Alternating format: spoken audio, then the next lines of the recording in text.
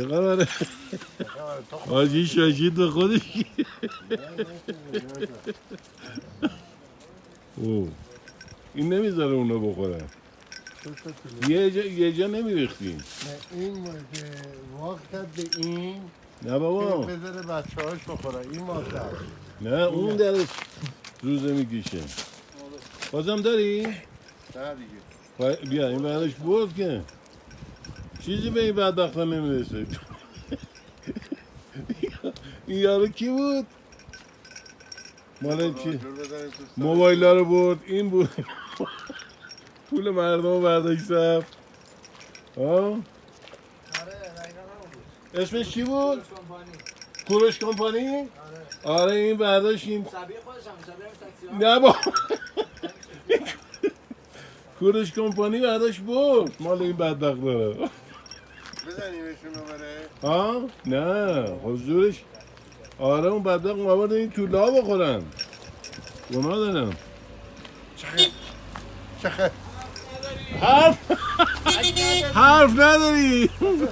بزن اونو بزنم اون بره ها؟ اونو بزنم اون بره رم برو از اون ور برو بی تربیت دیگه نبینم بیا. ما برای این توله کوچیکو آوردیم. رفت نه گناه داره اومدم.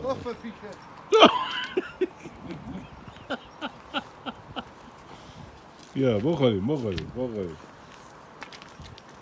مال باخته ها به حقش رسیده. برو پس دستگاه آره اینا بذار بخورن گناه داره اینا.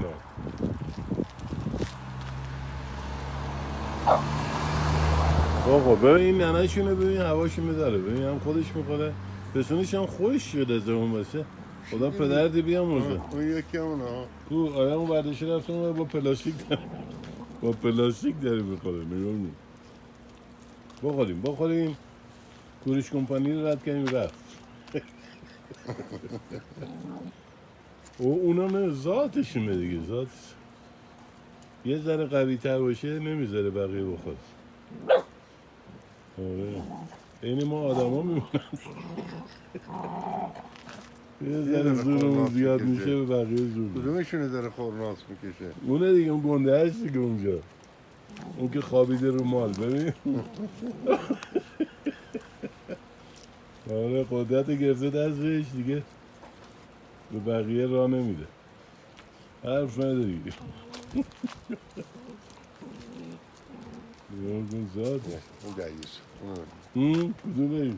آره بیا برو. نه این تمونه یه چیزی افتاده داره میگه بدو برو سر صفره ما بریم اون میاد کلک اینا رو میکنه نگاه کن.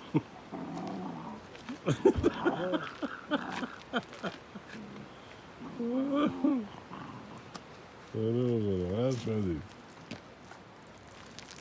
بخوریم. امامزاده هم بگیر امامزاده آره امامزاده السلام علیک یا سیدی یا سید و یا مولانا سید لب رودخونه عرق خوره بزرگ حرف نداری